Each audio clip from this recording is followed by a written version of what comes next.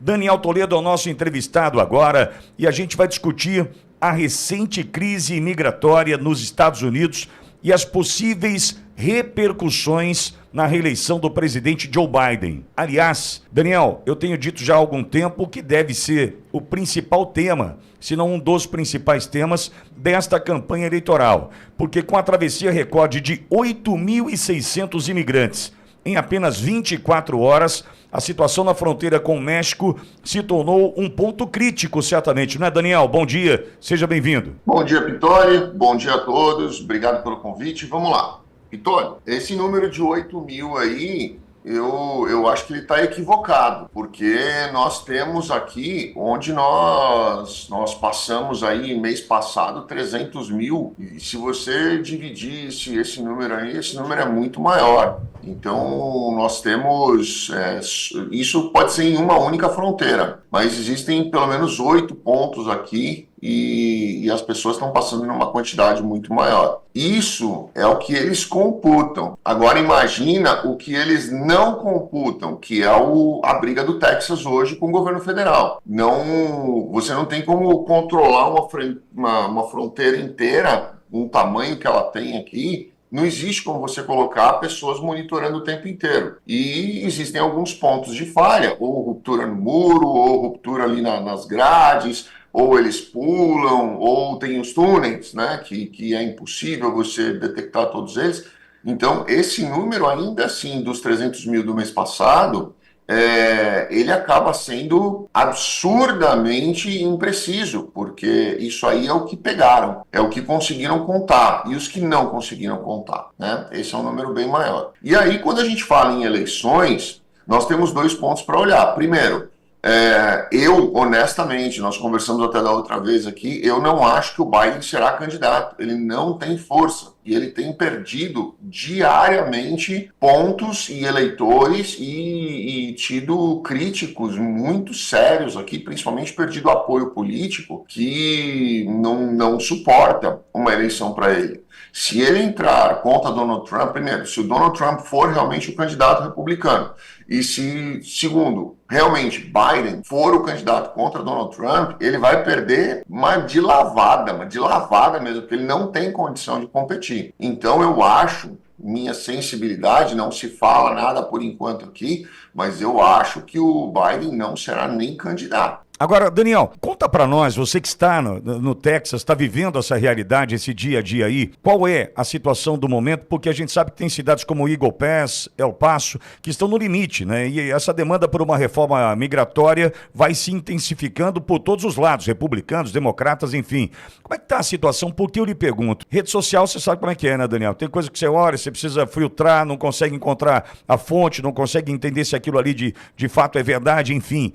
Mas falava-se numa possível, inclusive, guerra civil, diante do que foi decidido pela Suprema Corte, diante do que decidiu Joe Biden, diante do que decidiu Greg Abbott, né, governador do Texas, enfim. Qual é a situação de momento, discutindo essa situação hoje aí onde você está, Daniel? Bom, Pitoli, primeiro não vai ter guerra civil, né? Quem fala em guerra civil é porque não conhece o Texas. Não vai ter guerra civil, porque tudo que o texano quer é ter uma guerra civil. E o texano está preparado desde que ele nasceu para uma guerra civil. Então não vai ter guerra civil. Essa é uma situação. Situação 2. Tá legal demais aqui, porque no final de semana, quando eu saí com meu filho para a gente ir até o shopping e voltar. Quando nós estávamos voltando, tinham 5 caminhões com 2 canhões de artilharia, cada um descendo para o sul. Você acha que vão colocar canhão de artilharia para atirar nos imigrantes? Não vão. Isso aí é tudo questão emocional, para deixar o texano mais texano, sabe? Para trazer ainda mais aquele ânimo e aquele amor pelo Texas que o texano tem. Mas não tem nada a ver com... Não vão fazer. Aí você vê os comboios de caminhões passando. E tá passando muito caminhão. E muito caminhão vindo, inclusive, do Colorado. Por quê? Porque o Colorado tem ali um pouquinho mais de flexibilidade do que o Texas. E esses ilegais estão tirando o trabalho dos caminhoneiros. E aí eles estão descendo ali para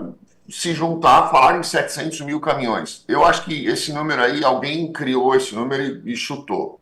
O que falam é 700 mil pessoas, não 700 mil caminhões. E o número de caminhões estimam que pode passar de 7 mil e não 700 mil. Então, realmente, vamos chegar ali numa condição em que eles estão descendo, estão fazendo, isso realmente está acontecendo. Eu tenho, inclusive, 2 amigos meus que estão vindo para cá nesse final de semana para ir lá se juntar à manifestação.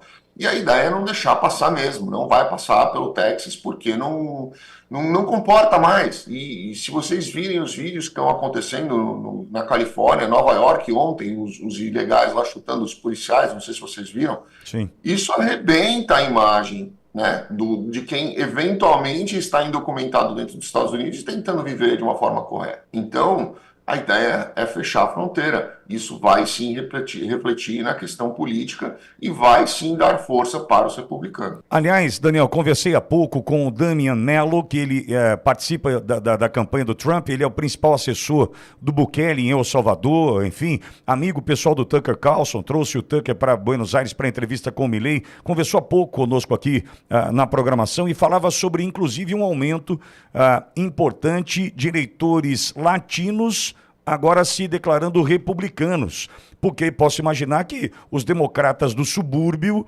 também estão sofrendo com tudo isso, né? Com certeza, Pitólio, porque se você cobra, sei lá, $20 a hora para fazer um trabalho, para cortar uma grama ou limpar uma janela, você tem a sua clientela. Aí chega um indocumentado, ele não paga imposto, ele está morrendo de fome, ele não tem onde morar, ele não paga aluguel, ele não tem esse custo. Ele quer o dinheiro para exclusivamente comprar comida. Ele vai fazer por 10. E aí você, que já tinha a sua clientela, você perdeu a sua clientela. Então o público de subúrbio, que é muitas vezes latino ou descendentes de imigrantes que ficaram ilegais muitos anos, eles estão sentindo na pele o preço disso. E aí a gente vê o salário de todo mundo, isso é classe média baixa para baixo, salário despencou. Pessoas estão brigando para cortar grama, para parar a árvore, para limpar a janela, para passar VAP na rampa da garagem dos condomínios, porque os ilegais chegaram e eles não têm nem onde morar. Então, quer dizer, se eles não têm onde morar, não tem que pagar aluguel, não precisa cobrar caro. Ele vai comprar a comida dele e acabou. Isso está arrebentando a questão da economia no país. Não economia de classe média para cima, mas economia de classe média para baixo, que é onde você tem mais utilização de serviço público. Ou seja, você amplia a base da pirâmide utilizando o serviço público.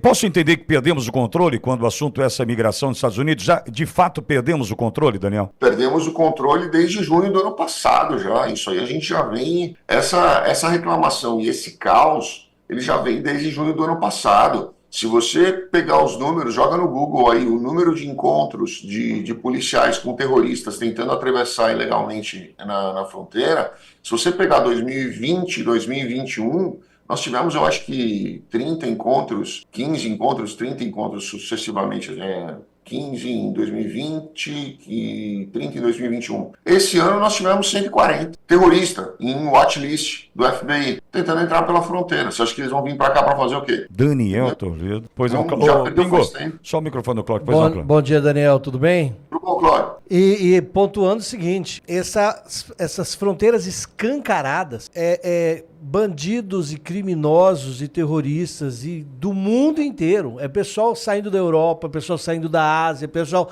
A mídia está destacando o pessoal da América Latina, mas não é. E, Daniel, você está assistindo também aí reportagens que mostra a grande rede de apoio que esse pessoal recebe da América do Sul para cima, com comida, com barracas, com mapas. Você está acompanhando isso aí também? Bom, vamos lá, Cláudio. Uma coisa legal a gente falar aqui. 35%, pouco menos de 35% dessas pessoas são China, tá? Lembra disso. Olha, China e Índia.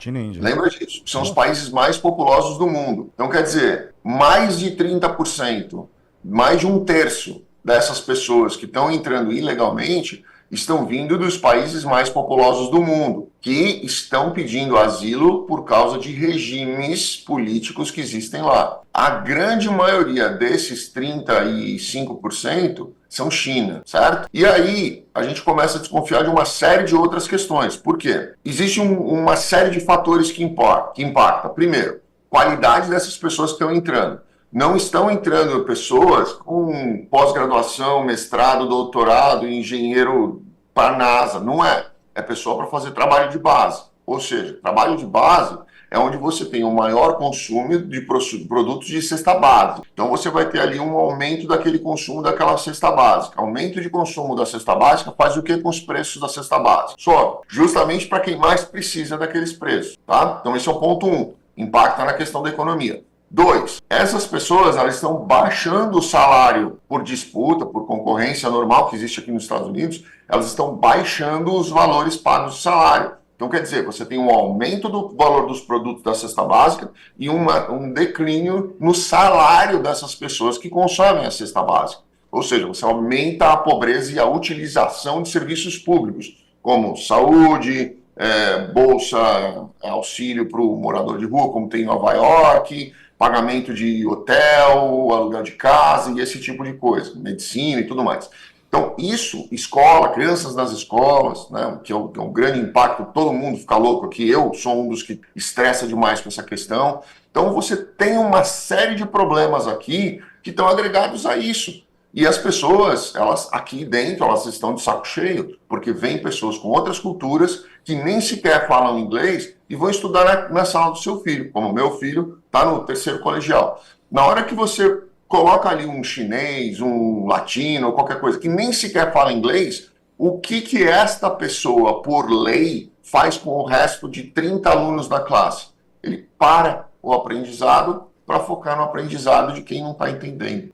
Bom, a crise está aí, Daniel Toledo atualizando semanalmente, né? E esse susto que a gente vem tomando, aliás, semanalmente com as participações do Daniel, os números trazidos e a situação, e olhando sempre lá, né, para a eleição norte-americana e o que pode acontecer por ali.